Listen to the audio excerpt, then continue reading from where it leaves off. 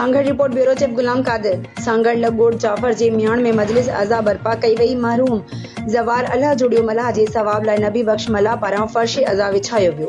उन मौके ते मजलिस अज़ा खे अल्लामा मोहसिन मलिक, असद रज़ा जलालानी, मौलाना ज़ाहिद हुसैन फ़ाइज़ी, ज़वार हुसैन बख्श लाहौती ख़िताब कंदे चयो त करबला जे वाक़िए में शहीद इमाम हुसैन ऐं इमाम जे जान निसार जी कुर्बानी ॾेई इस्लाम खे ज़िंदा रखियो आहे। इमाम हुसैन अलैहिस्सलाम जी शहादत हिकु अज़ीम कुर्बानी हुई ऐं दीन जी बका लाइ कुर्बानी हुई।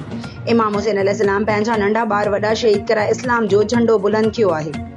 इमाम हुसैन मुसलमाननि जो इमाम न पर पूरी इंसानियत जो इमाम आहे। मुहर्रमुल हराम में इमाम हुसैन अलैहिस्सलाम जे ग़म में हर ख़ाली हूंदी आहे ऐं हिंदू भी इमाम हुसैन अलैहिस्सलाम जी यादि में अज़ादारी ऐं लंगर न्याज़ कंदा आहिनि।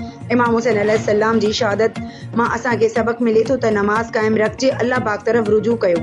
ज़वार अंजुमन गुलामानी सज्जाद उस्ताद ज़वार नज़ीर अहमद लाशारी सांगड़ इमाम हुसैन अलैहिस्सलाम जी शान में नुआ ख़्वानी कई वई ऐं ॿियनि मोमिननि शिरकत कई ऐं दुआ घुरी वई ऐं आख़िर में लंगर न्याज़ तक़सीम कयो।